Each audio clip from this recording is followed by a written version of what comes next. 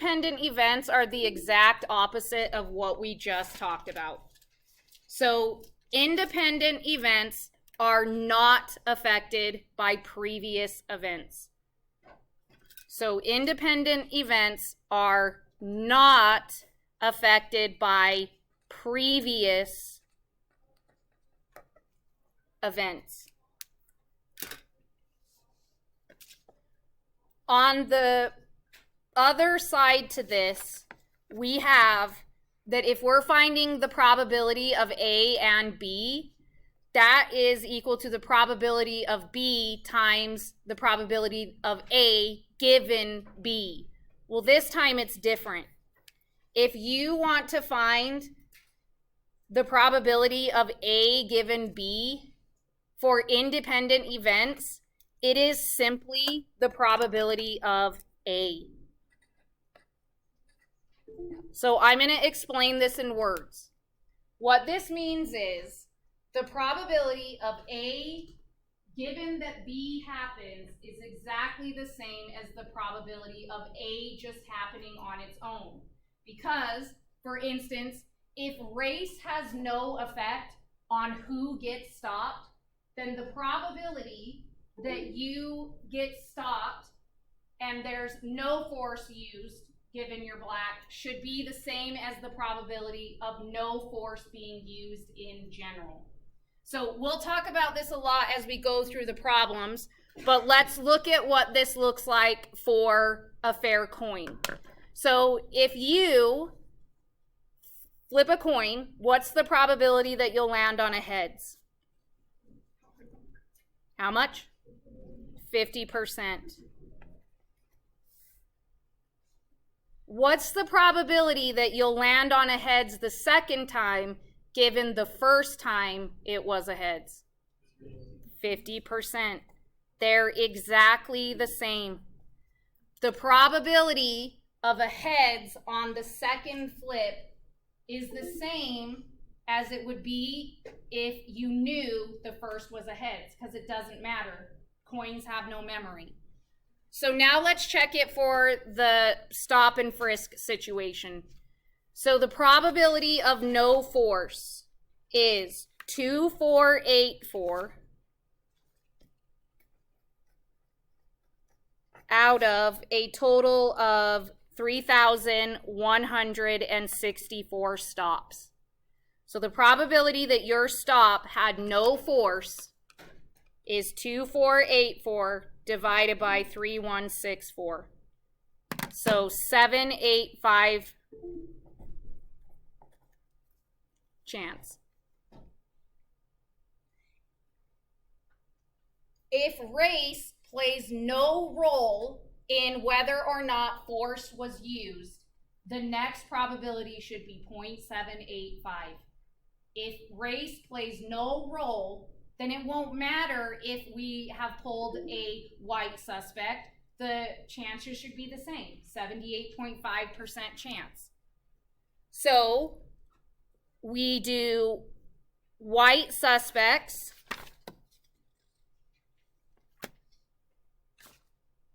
is 308.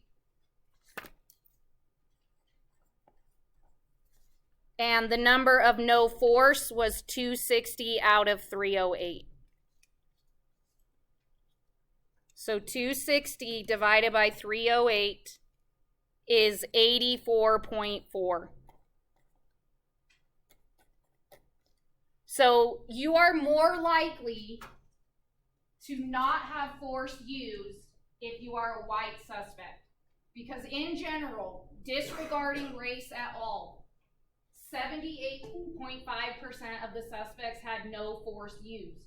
But given you're white, if you take into consideration the race, that percentage increases.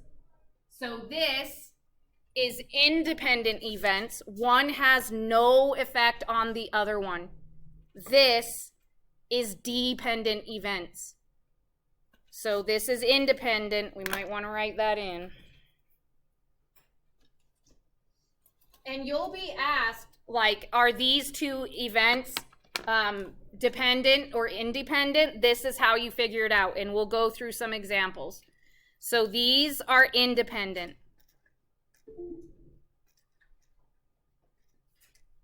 Independent. Had to review my Macklemore song.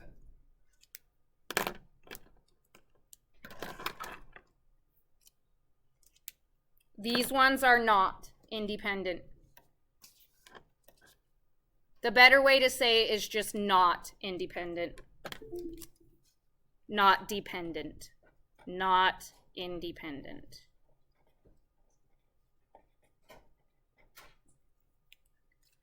Okay, so we have our New York Times problem, and it wants to know if reading the New York Times and reading USA Today are independent events, meaning whether or not you read the New York Times has no effect on whether or not you read USA Today. So one will not influence the other. Okay, so we should find P of A. So I'm just going to start with P of A. The probability that a resident reads USA Today. That's 40%. Is that true?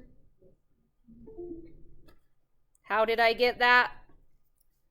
0.35 times, or plus, sorry, 0.05. Okay, well, what's the probability that they read USA Today given you know that they read the New York Times? So the probability that a resident reads USA Today is 40%.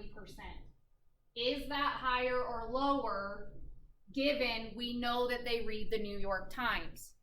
Well, this goes back to that formula. We do the probability that they read both over the probability that they read the New York Times. So this comes from this formula on the very first page. How do I find the probability of A given B? So that's where I'm getting this. Okay, A given B is 0.05. B is 0.25. Is that true? Okay. That's definitely not 40%. What is it? Did you plug it in to your calculator? 20%. Thank you, dear. So turns out whether or not you read the New York Times does affect whether or not you read USA Today. In fact, the chances that you read USA Today are lower if we know that you read New York Times. Maybe that's because they already get one. Like, what if they really love the New York Times?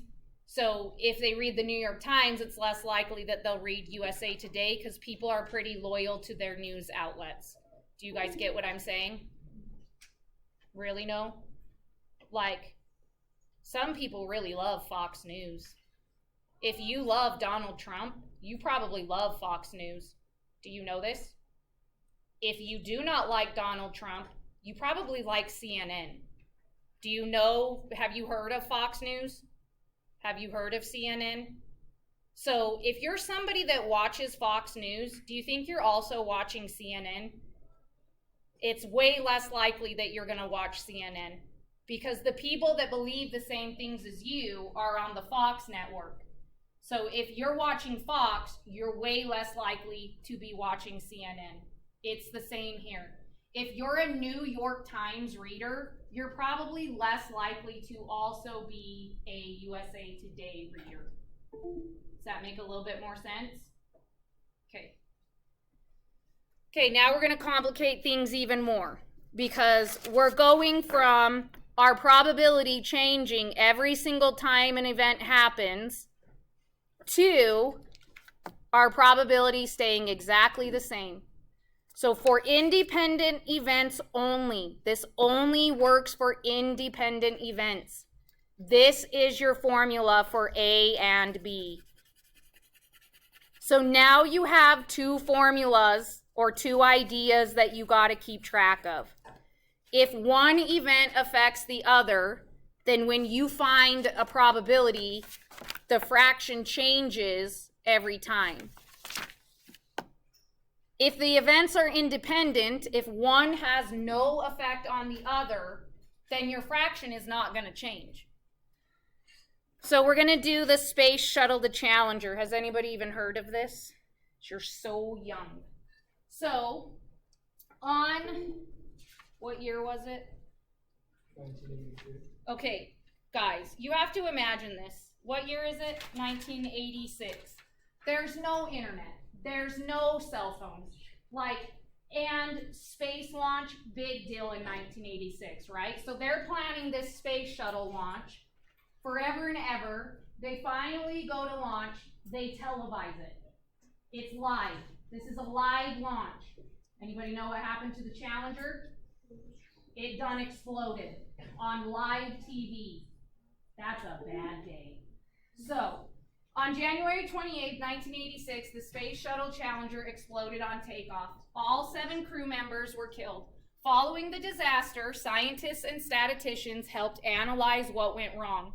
They determined that the failure of the O-ring joints in the shuttle's booster rockets was to blame. Under the cold conditions that day, experts estimated that an individual O-ring joint would function properly was 97.7%. So there was a very high chance that the O-ring would be just fine. The issue was there are 6 of these O-ring joints, and if even one of them failed, the space shuttle explodes. So it's either all 6 work or everybody's dead. So assuming that these fail or succeed independently means that it doesn't matter if the first one exploded, that doesn't make it more likely that the second one will explode. It's like flipping a coin. They're completely separate. Find the probability that the shuttle would launch safely under similar conditions. So what we're looking at here is not just an A or B situation. What this is the probability that the first O-ring joint worked, and the second O-ring joint worked, and the third worked, and the fourth worked, and the fifth worked, and the sixth worked. So it is the intersection of 1 and 2 and 3 and 4 and 5 and 6.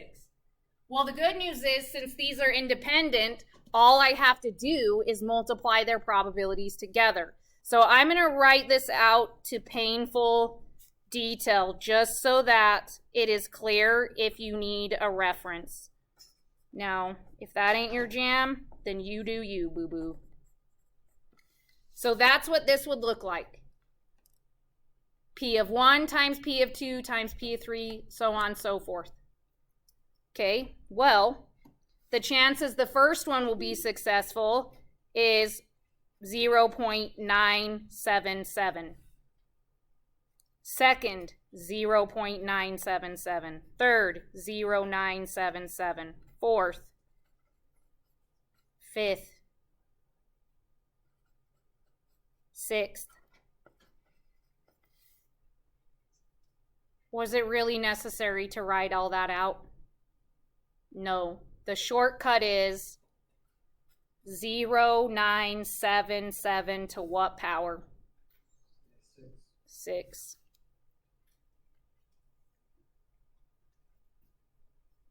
So the probability it would launch safely is 0.977 to the 6th power. Why to the 6th power? Because there were 6 O-ring joints that needed to work. So 0.977 to the 6th is 8697. There was an 87% chance that things would be fine. So it made sense that they televised it, and it makes sense that they were totally shocked that this happened. You're hanging in? Yes? I did that on the wrong paper. Okay, so Just to recap, we start with conditional events. One event does affect the other. So how do we find probabilities? The fraction changes every single time. Well, now we formalize independent events. We already knew what these were because we talked about them in one of our first lessons. The probability of each event happening does not change. So now we go into different scenarios where we use these different probability rules. So we already know this one. We talked about it in our last lesson, or it might have been the one before that. You will frequently be asked, what is the probability that at least one XYZ? So in this case, find the probability that the person reads at least one of the two papers.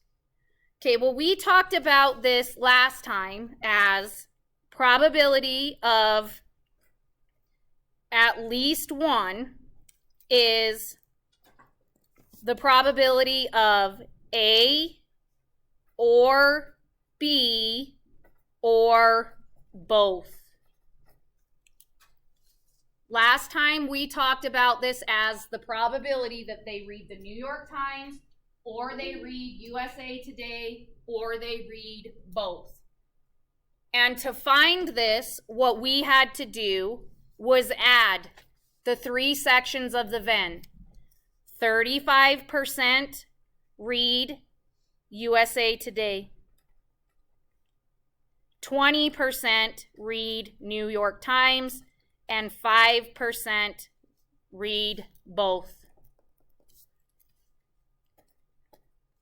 What does that give us? 60%. Well, there was a shorter way to find this. This is the same as,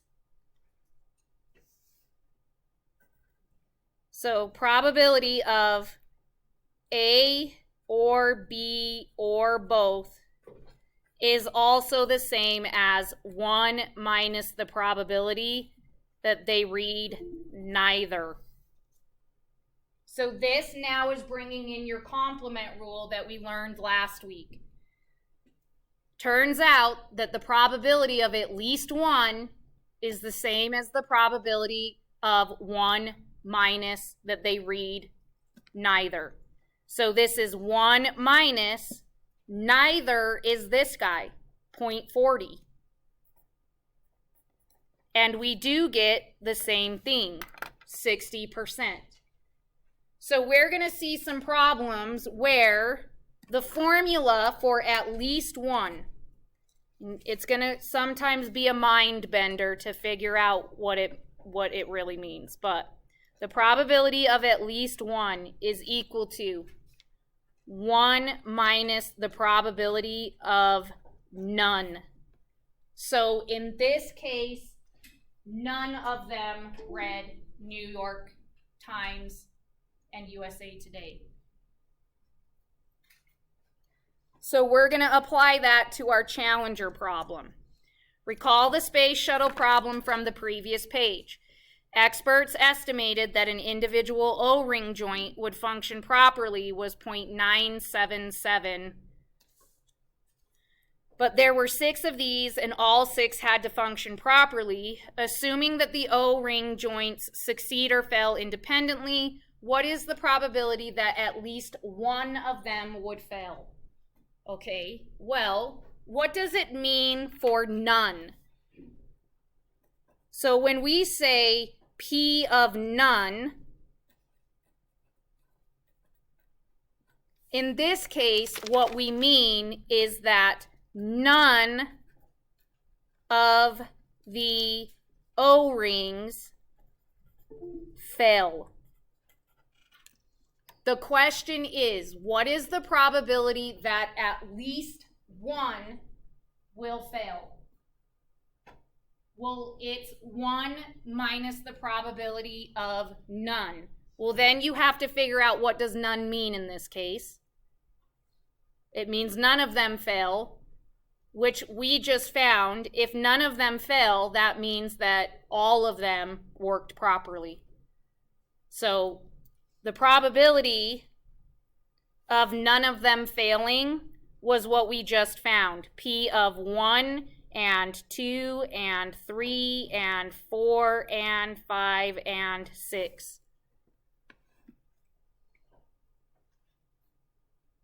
So in this case, the probability of at least 1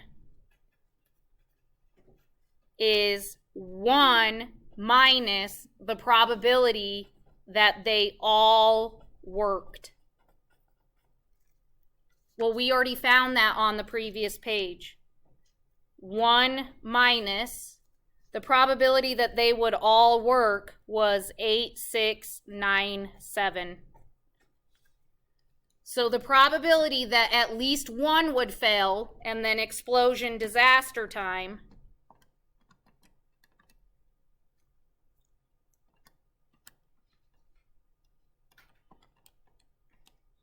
is 1303. There was a 13% chance that at least 1 of them would fail, or a 13% chance that what happened would happen. So it was very, very unlikely. Are you hanging in? This is a lot, I know. There's only one more. Are you ready for it? Was that a yes? Okay. Nth success. So the last thing to discuss is nth success. So it's best to just do this in the framework of the problem. So you're going to roll a die 4 times. Find the probability that the first one is on the 4th roll. Okay, so probability of the 4th being 1.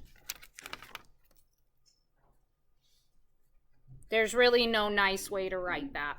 So I'm just going to say the 4th one is 1. Okay, well this is the same as the probability that the first one is not a 1. How many of the sides are not 1? Out of how many sides? And then the second one is not a 1. So that's 5 out of 6. And then the third one is not a 1. So 5 out of 6. And then all of a sudden, we get the 1. 1 out of 6. This is the same as 5, 6 to the third times 1/6. And this now mirrors the formula above. It is the probability of a failure to the amount of times you failed. So in this case, you had 3 fails, so 5, 6 to the third, times the probability of a success, 1 out of 6.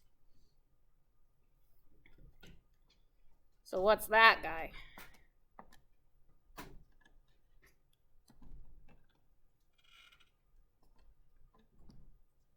Oopsie.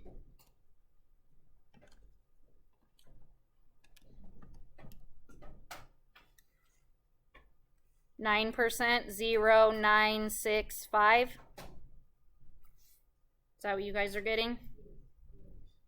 So the chances that the 4th roll will be the first one is 9%. Okay, remember Miss Tenbrink? She loves mints. She currently has 7 cinnamon, because she's been eating them all day, 1 spearmint, and 2 peppermints. What is the probability that it takes her until the 5th mint to get a cinnamon? That's 0.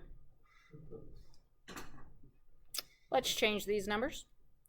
Let's say she has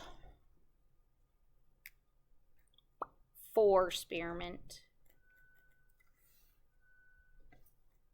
Change that 1 to a 4 so we can do this. Okay, probability that the 5th is cinnamon.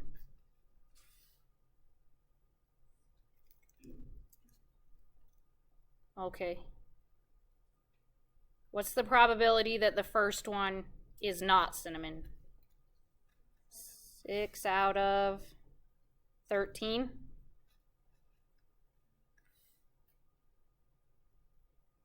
Then 5 out of 12.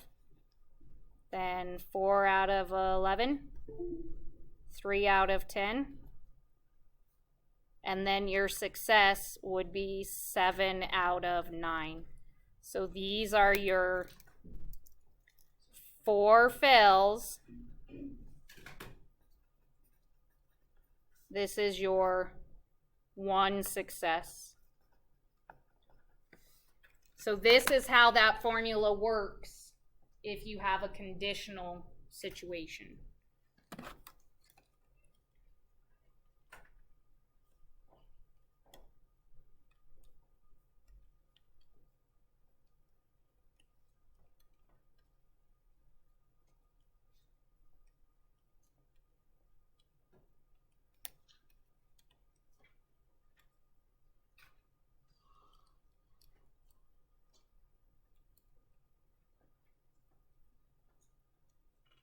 Yikes. 1%.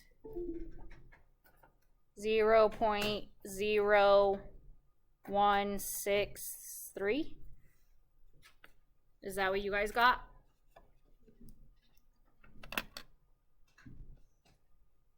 Holy moly. Okay, now